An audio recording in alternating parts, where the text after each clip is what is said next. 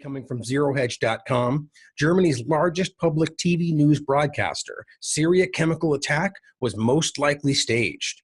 A senior correspondent for Germany's state media broadcast ZDF stunned his European audience during a report from on the ground in Syria when he gave a straightforward and honest account of his findings while investigating what happened in Douma. The veteran reporter, Uli Gack, interviewed multiple eyewitnesses of the April 7th alleged chemical attack and concluded of the testimonials, quote, "The Douma chemical attack is most likely staged. A great many people here seem very convinced." It appears that all local Syrians encountered by the German public broadcast reporter were immediately dismissive of the widespread allegation that the Syrian government gassed its own civilians, which the US, UK, France, and Israel used as a pretext for launching missile strikes on Damascus.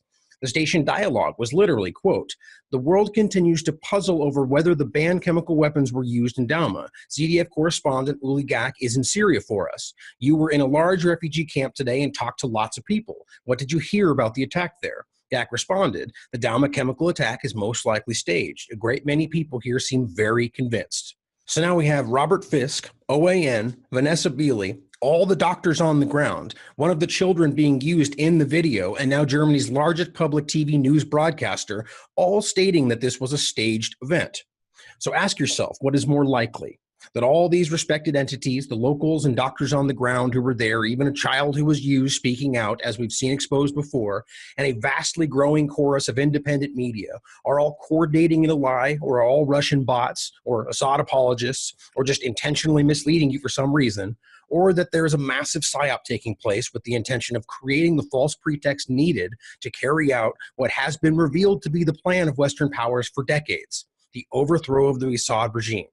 And before you answer, remember that each one of these groups have actually been on the ground in Douma, while these mainstream media stenographers sit comfortably in their air-conditioned studios regurgitating the government narrative without question. The same government that verifiably lied to us about Syria previously in 2013, about Iraq, Libya, the Gulf War, and on and on. Think about that. For the next story coming out of ZeroHedge.com, OPCW chemical inspection team reaches Douma after issuing statement negating, quote, Russia cover-up claim. In an official statement posted to its website, the OPCW confirmed the following. The fact-finding mission team, FFM, of the Organization for the Prohibition of Chemical Weapons visited one of the sites in Douma, Syrian Arab Republic today to collect samples for analysis in connection with the allegations of chemical weapons use on 7th of April 2018. The OPCW will evaluate the situation and consider future steps, including another possible visit to Douma.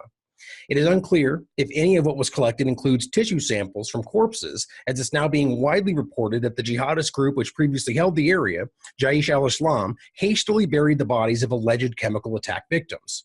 Though the team was invited to the country by the Syrian and Russian governments, there's been much spin and obfuscation regarding why the team was actually delayed, with a number of media outlets in the West falsely claiming that Syria and Russia were attempting a cover-up.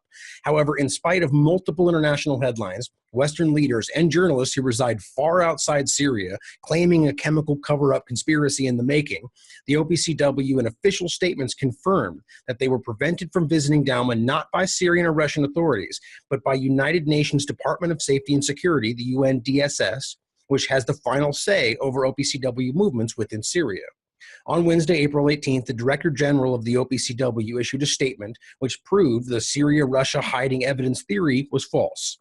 On April 16th, we received confirmation from the National Authority of the Syrian Arab Republic that under agreements reached to allow the evacuation of the population in Ghouta, the Syrian military were unable to enter Douma.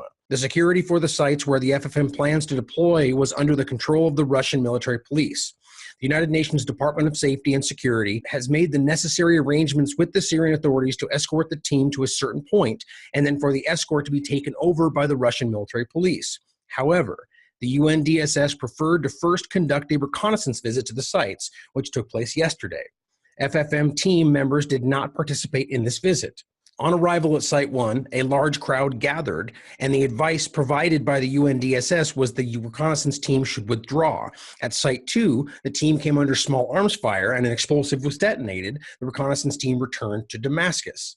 We covered this recently and pointed out the fact that there's a lot of information being left out there. Plenty of people are reporting that this was U.S.-backed rebels who were opening fire. And there's a lot of interesting points there, but always to point out that there's plenty of other people, including other mainstream stations, that have actually been able to go in without issue. Yet for some reason, the United Nations team was making it seem like it was completely unsafe.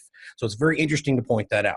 But so after all the delays and the UK and US and France pointing fingers to Russia and Syria, claiming they were intentionally hindering the investigation, the truth has finally come out. And yet again, demonstrates who has been lying all along. What I wonder is how some can still continue to trust these government entities, even after repeatedly and continuously being revealed as not just liars, but being behind overt attempts to outright fabricate evidence and entire situations to further their agendas. At some point, we must be able to see this for what it is.